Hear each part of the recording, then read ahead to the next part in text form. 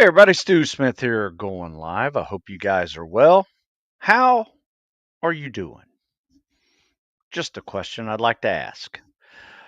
So let me know in the questions as we get started here. But before we start, while you guys um congregate, let's take this question and answer it a little more thoroughly. I think I'm going to make this an article for Wednesday, one of my Ask Stu articles that I do for military.com. Um, when you're doing a pyramid or a superset or max rep set workout where you're really working on your volume to get better at cals and cardio, which is what we're doing this week. We're doing a cals and cardio week, kind of a lifting deload as part of the 3-to-1 week block periodization program. 3 weeks of strength training, 1 week of cals and cardio. This is our 8th week, so every 4 weeks we do this deload. So got a good question today or yesterday, can't remember. When I'm working up the pyramid, like I can't get to 1 to 10 yet, and then back down to 1 on pull-ups, push-ups, sit-ups, and dips. Just not there yet. I might get to 7 or 8, but I'm pushing, try to get to that 10 mark, and then come back down. What's the best way to do that? Do I rest a little longer to get more volume?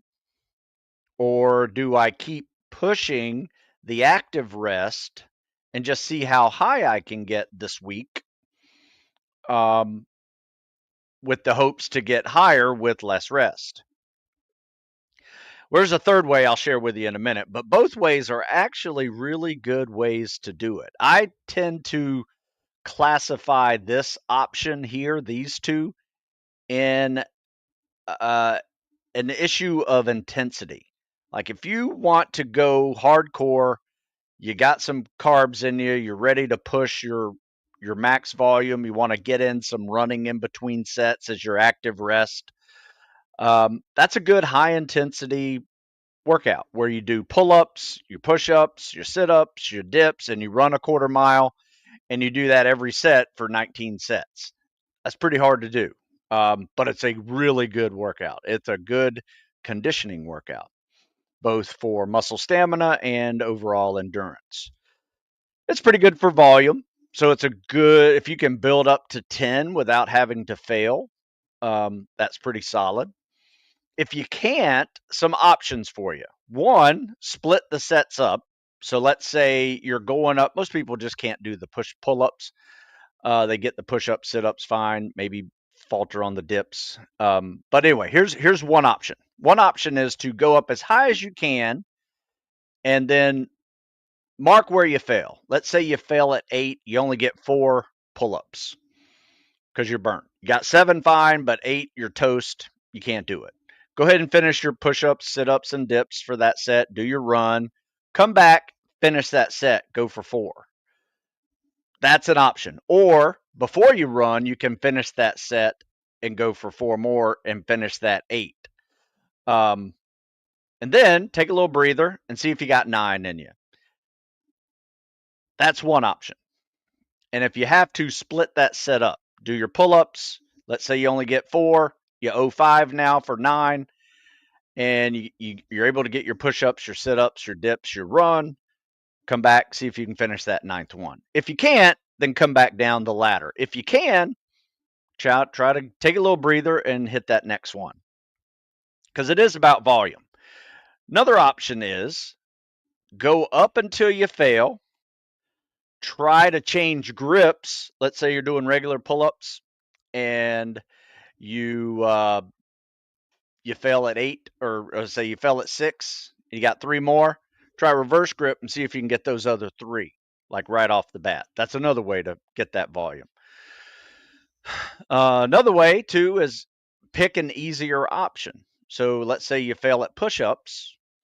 Hey, that's all right. You're going for 18 push-ups on that 9th set, doubling it, your set number, and you only get 15. Go 10 on your knees. Or I'm sorry, go 3 more on your knees, to finish up that set. So you can finish it up. You still get the volume with a little bit easier option. Another option is instead of making it a pyramid and coming back down on the high end, make it a double ladder. So where you fail, let's say you hit 8 or 9, instead of hitting 9 again and 8, 7, 6, 5, 4, 3, 2, 1, instead of doing that, start off at 1 and work your way back up to 9. That's another way to focus on your volume. And you can do that with an option of active rest or just sitting there for a minute, shaking it out, resting. I'll leave that up to you. I will say the beauty of the PT pyramid and supersets and the max rep set workout, kind of like the Murph but with sit ups, is you're resting muscle groups with the other exercise. So you go pull ups, push ups, sit ups, dips, then you rest.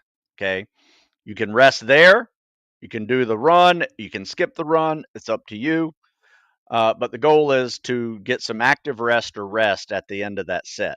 If you need to do that, that's cool. You can build up your volume a little bit more, but eventually you're going to want to turn that rest into an active rest because the main goal of this, yes, is volume to build up your calisthenics. But once you build up your calisthenics, now it turns into a conditioning workout where you're trying to add running to this while you're pumped up from all of the calisthenics, because I promise you, you will be pumped up and doing some running.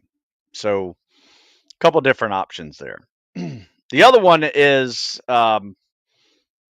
when you fail, just resort to an easier option, right? And that is just you fail, you rest, and you finish that set with an easier option versus the harder option. It's kind of up to you. My advice is try to stay off the easier option unless you're a beginner. Um, but if you're kind of in that intermediate phase, you want to try to push the volume, push the intensity till you get a pretty solid workout that is pretty much a nonstop 45, 50-minute workout with a 1 to 10, back to 1 with 200 to 400 meter runs in between. That's a good workout. In fact, we're doing it tomorrow, and it's one of my favorites.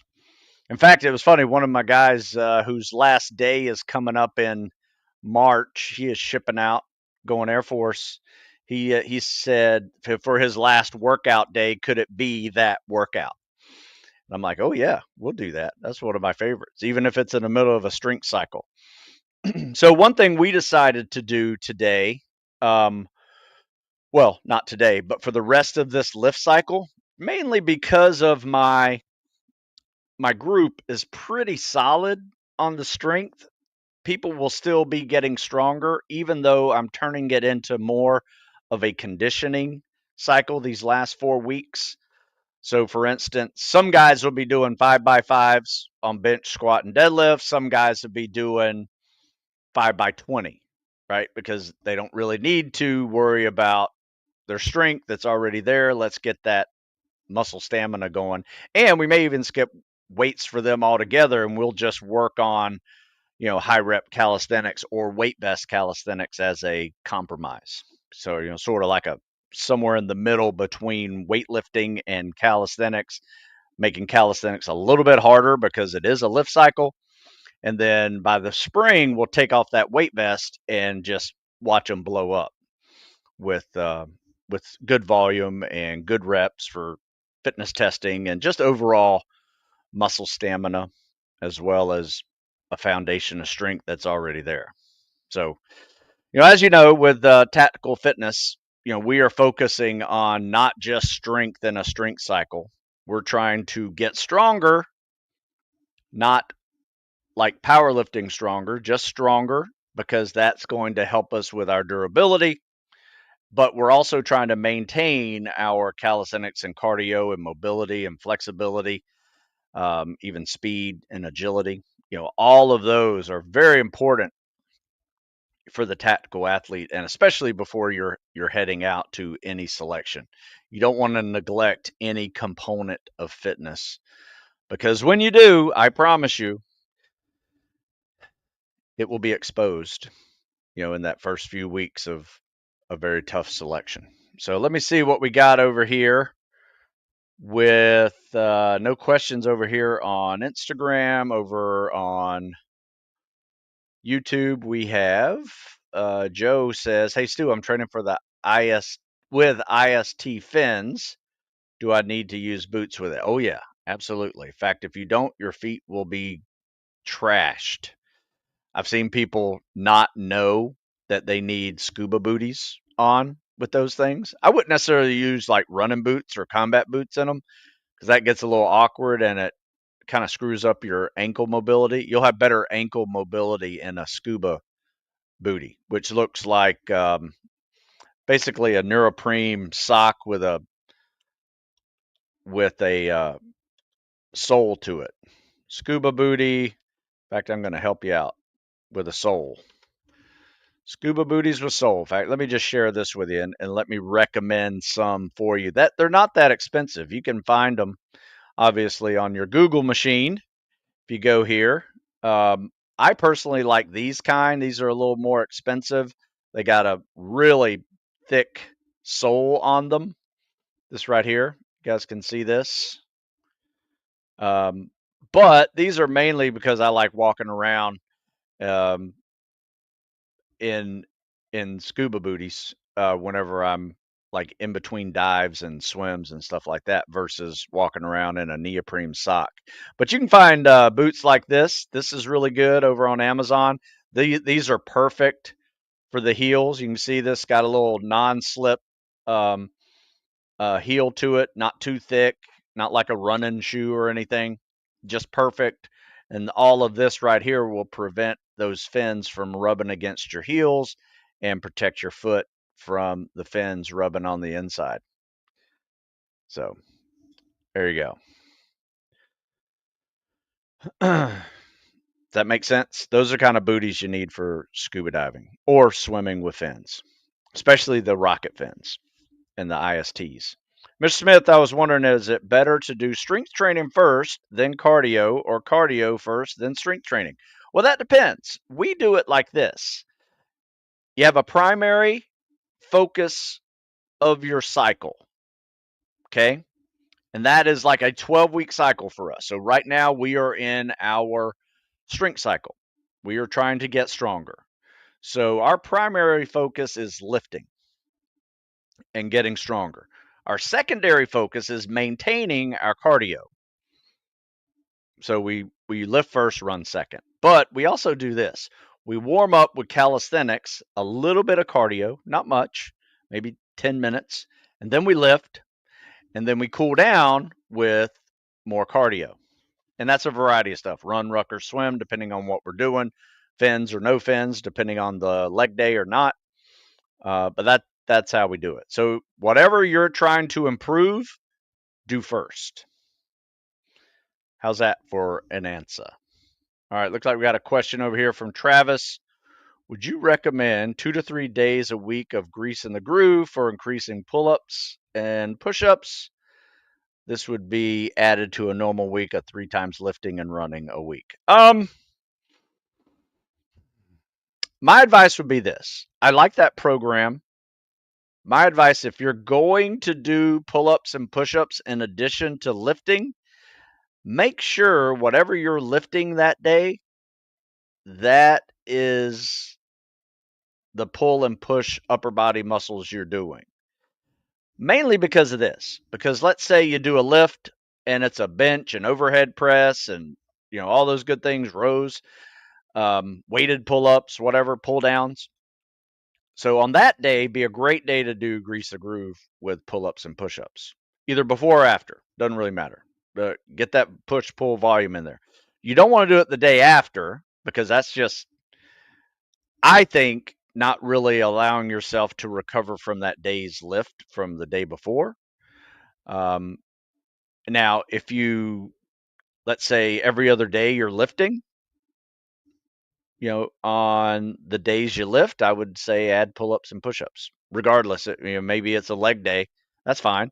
Just every other day, do the grease the groove. If you want to try it that way. I mean, you can try it consecutive days in a row, but you'll see there's a chance you might do three. If you're doing 3 days in a row, there may be three two-a-days or two two-a-days of those 3 days that you're working the same muscle groups twice that day. So I don't know. I think I think that it's not necessarily the best idea to have multiple days in a row of pull-ups and push-ups mixed with lifting. Now, here's the other option of that. I have a 10-day program that is very similar to Grease the Groove. It's just something I call the pull-up, push-up, push. Been doing it for, I don't know, 30 years with people. Um, and what you do is you take your current max, you multiply it by 5, and that's how many pull-ups and push-ups you need to add to your day for 10 days straight. And it doesn't really matter if you're doing upper body or lower body that day. You're going to add those pull-ups and push-ups in there in that day.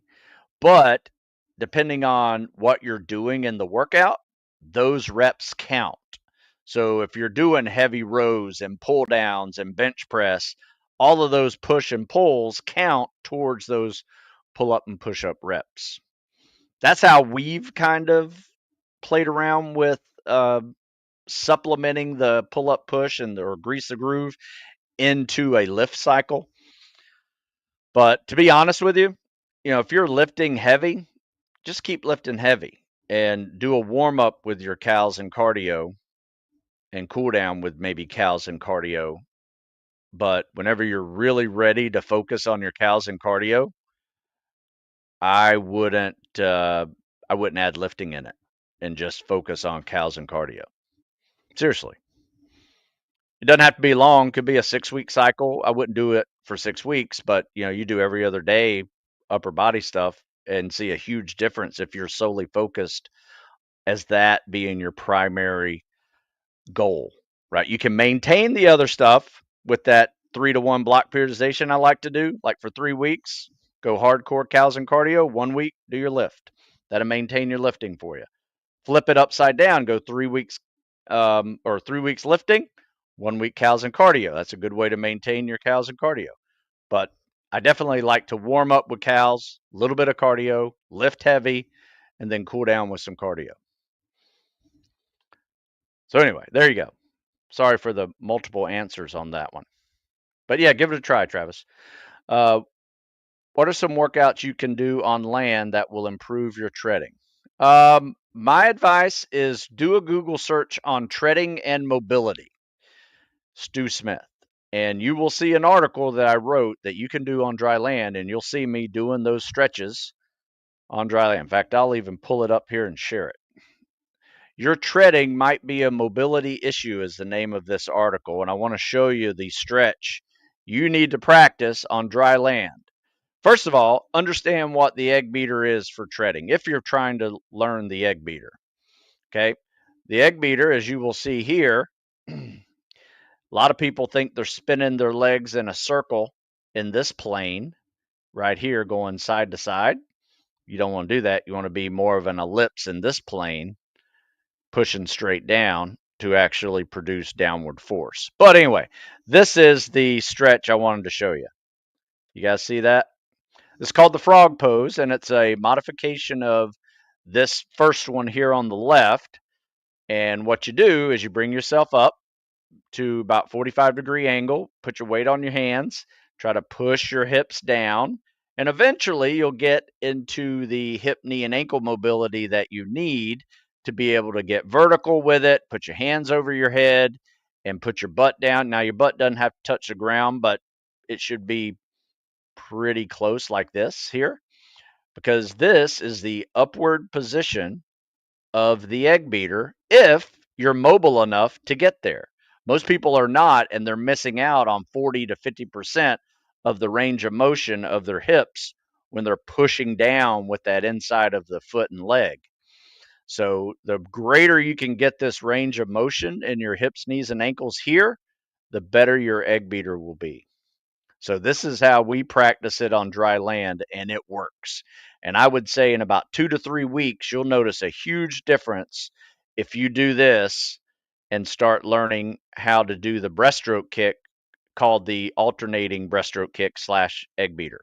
Or go talk to a water polo friend and ask them to show you, because they're already mobile enough to be able to do this and can show you how to do it like a real pro. I see my buddy Louie over there. I had to give you water polo players a shout out. All right, let's see. Let's see. Looks like we answered that one. Let's see what you got over here on YouTube. I was wondering, is it? Oh, somebody asked me that one. Ryan asked, Jeff Nichols has a pull-up program or push-up program 3 times a week for 6 weeks setup. Hey, man, there's so many ways to do this. I'm not saying my way is the only way. Obviously, Pavel has the grease the groove. It works if you do it. I have the pull-up, push-up, push. It works if you do it.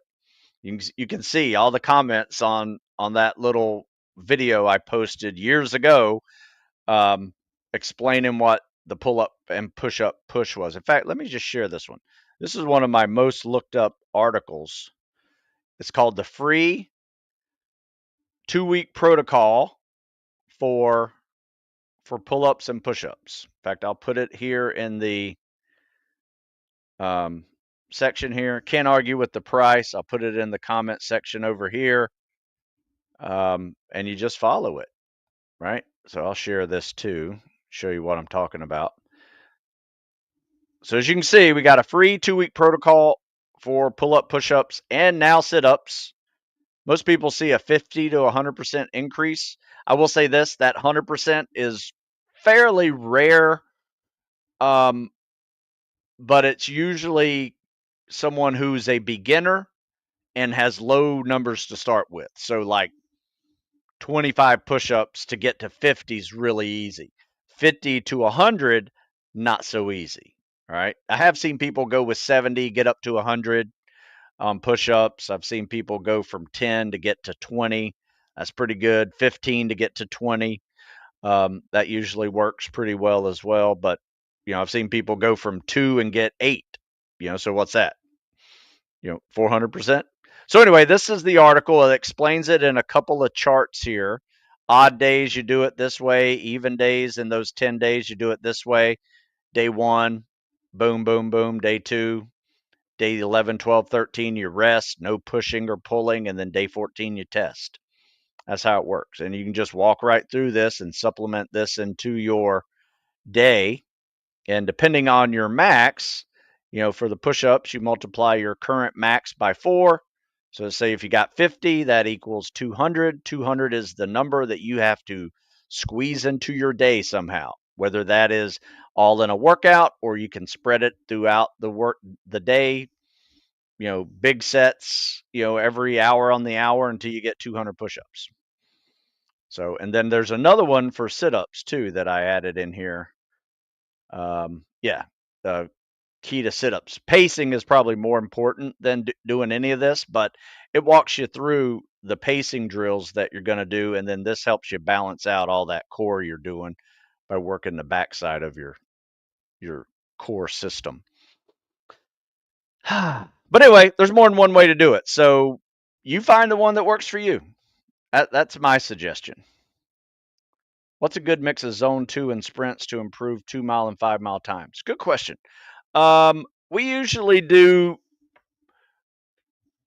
2 goal pace running days in a week. So that means if I'm trying to get a 6-minute mile or a 7-minute mile, all of our runs are at that pace.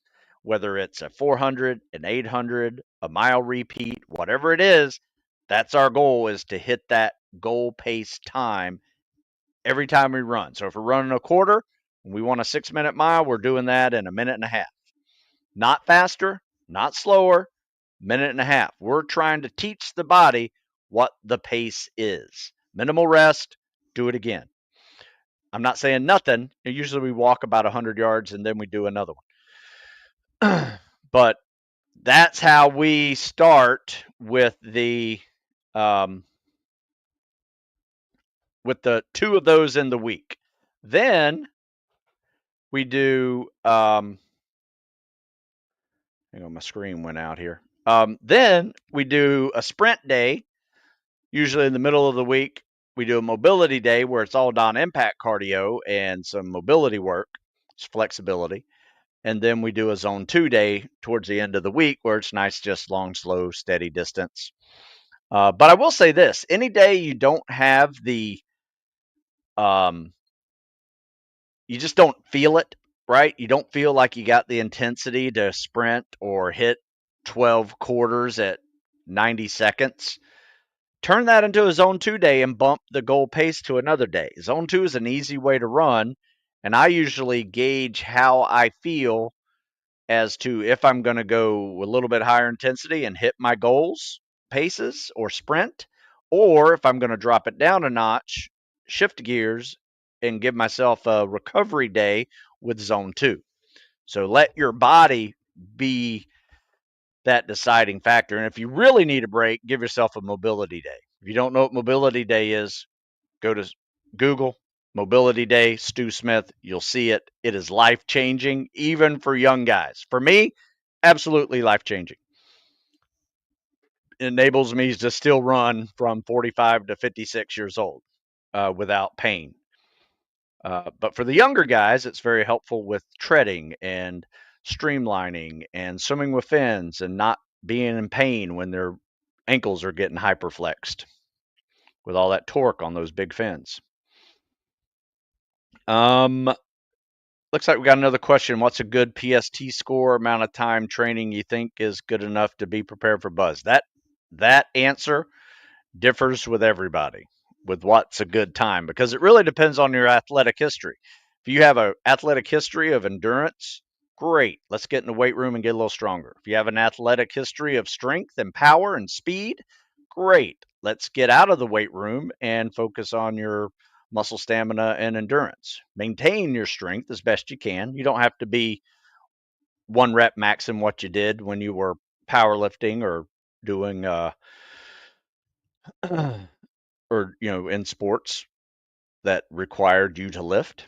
But my advice is this: get a good PST score where your run and swims are 9 minutes or faster, and your push-ups and sit-ups are 80 to 100, and your pull-ups are 20. That's a good PST score. And that amount of time depends on where you are today. Some people who come in here and can't do but 3 pull-ups going to have a longer journey than the person who's already doing 15 and has an athletic history of 12 years under their belt, running and swimming and doing all that stuff. So yeah, training on the 12 weeks to buds program. Yep. Well, man, that's a good place to start. Keep on rolling. Wrestling background, that's even better. But a wrestler is a great bud student, and there's a big if here. If that wrestler can swim. Period. I've seen a lot of wrestlers not be able to get through buds because of their pool skills and their inability to swim well. So a wrestler who can swim is probably one of the better students at buds. A lacrosse player who can swim, same. Football player who can swim, probably has some weaknesses on the endurance side, but they need to work on those. So let's say a football player who can run and swim. They're not going to have any problems with, the grinding underneath a boat and log for 4 weeks. Oh, let's see. Ryan says it's good to try as many workouts. I was training 19th Group Special Forces. In their daily routine, they make up exercises that expand their mind, but they mean exercises that suck. Okay. Is there a way to increase leg strength for running rucking to improve 1.5 mile time at the same time? Yes and no, but you got to be delicate with how you're lifting when you're trying to get faster in your running. They don't necessarily go well together if you're lifting super heavy. So my advice would be higher reps, nothing heavier than your body weight, meaning body weight on the bar, not just air squats. Air squats probably and lunges will probably be preferred for the muscle stamina that you need for better running and rucking. But being able to do your body weight on a bar for multiple sets of 20 is really good. Um, will that help your mile and a half? Maybe, as long as you're running consistently every day. Work on your pace, work on your speed, work on your aerobic capacity. All of those, it doesn't have to be a zone 2 run. It can be a bike, it could be elliptical, it could be swimming more. All of those can help you work on your aerobic base, um, to help you with running. Yeah, keep on going. I'm a pro soccer player at high level, and they will not make selection not applicable functionally. I'm not sure what you mean by they. You mean soccer players? Oh, let's see. What else we got? Looks like we answered all the questions here.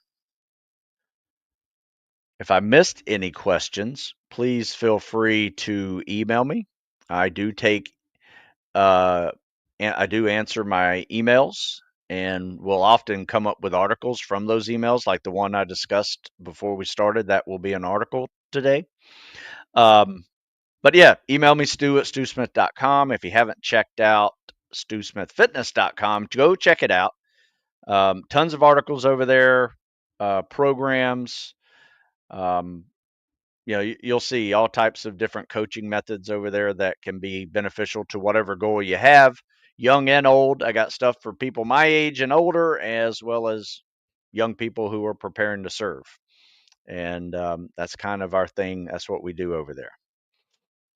Looks like we got another question that popped up during my potential closing.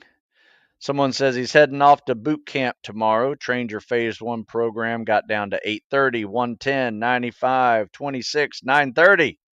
You're the man. No, man, you're the man. Thanks for serving. Yeah, those scores should do you pretty well. Now, my advice is while you're at boot camp, try to squeeze in some squats and lunges and burpees and flutter kicks and push-ups, pull-ups, sit-ups. If you can find a pull-up bar, most people can. Um, Sometimes they'll put a pull-up dip bar unit in your barracks, so you can get a little extra credit PT in there. If not, my advice is go do laundry duty, where there's a big bar where you can hang from and crank out pull-ups while you're waiting for stuff to dry and hang up.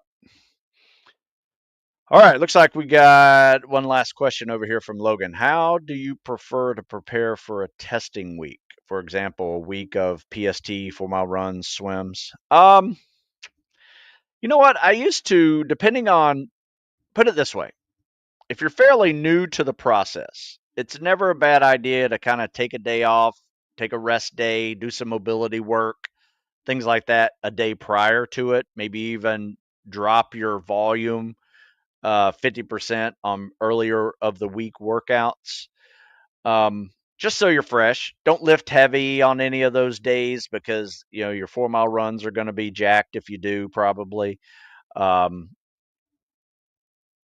so anyway, I used to do it that way, especially for those that are really worried. And here's what I mean really worried. There will be a day when you take a fitness test that if you don't pass it, your days are done in the Spec Ops prep community. That will usually be at preparation, Buds prep or Air Force, special warfare prep, things like that. The pre-SFAS type stuff where you have to take a fitness test in order to start the training. So for that one, it's pretty important. But you've probably taken the PST so many times that even on a bad day, you're still doing very well on it. So I wouldn't sweat it too much. And I'll be honest with you, when I start to see guys like do our normal workout in the morning, and then they go say, "Oh, I got to go take the PST later today," I now know that they are mentally and physically ready to go crush whatever training they're preparing for, because they are not letting a PST test day interfere with their workouts. I've seen guys crush 7-mile runs with hills and intervals and fireman carries, legs, squats, lunges, and then go do a PST and crush it, right? That's a level of conditioning and preparation that I try to get my guys to. So they are not deterred by a test day and ruin then, 2 or 3 days of a week of training just to take a test. So there's two extremes to that. Yeah, you need a couple days off if you're really concerned about it. You don't need any days off if you're not concerned about it. So get yourself to a level where you're not concerned about it. Somebody asks, I got a couple minutes for a few more. Is running after using fins good training? For example, on Saturdays, I do a 1-mile swim with fins and then run 8 to 10 miles. I don't have a problem with it. I mean, we do that all the time. In fact, we will sometimes do a run swim run, get the same amount of mileage you have there. We'll do a 4-mile run, 1-mile swim with fins, 4-mile run or ruck right afterwards. So we'll either do what we call the Spec Ops Triathlon with a run ruck swim of 4-4-1, or we'll do a run swim run and swim right in the middle of a 8-mile run, 4 miles at the beginning, swim with fins, 4 miles at the end. It's a good thing to train for. And in that complete guide to Navy SEAL fitness, you'll see a lot of run swim runs in it. They're just great. In my later programs, you'll see more run ruck swims, and it's up to you where you want to put the swim. Sometimes we'll swim first, sometimes we'll swim last. So, yeah, get it in there. If you got time to do it, send it. But I wouldn't do an 8 to 10 miler if you're not used to doing 8 to 10 milers. Let me just preface it with that. All right. So my advice would be if you haven't built up to an 8 to 10 mile run, don't just go do it out of the blue. My advice would be maybe do a swim, then do a 4-mile run, followed by maybe a 30-minute bike. You get all the cardio you want with half the impact. I think that would probably save you if you're hurting. So, all right, folks. I think that's it for me today. Tomorrow I'll have some videos to share. We'll do some CSS critiques. You guys don't forget, send me an email if you come up with a question you forgot to ask. Happy to answer it. Or if I missed it, send it. Happy to answer it. And go check out StuSmithFitness.com for programming, more articles, and when in doubt, use the Google machine and put my name in that question. And chances are I've probably written about it. Got over 1,200 articles out there. So if I haven't written about it, I will. So I appreciate it. You guys have a good day, and I will see you tomorrow.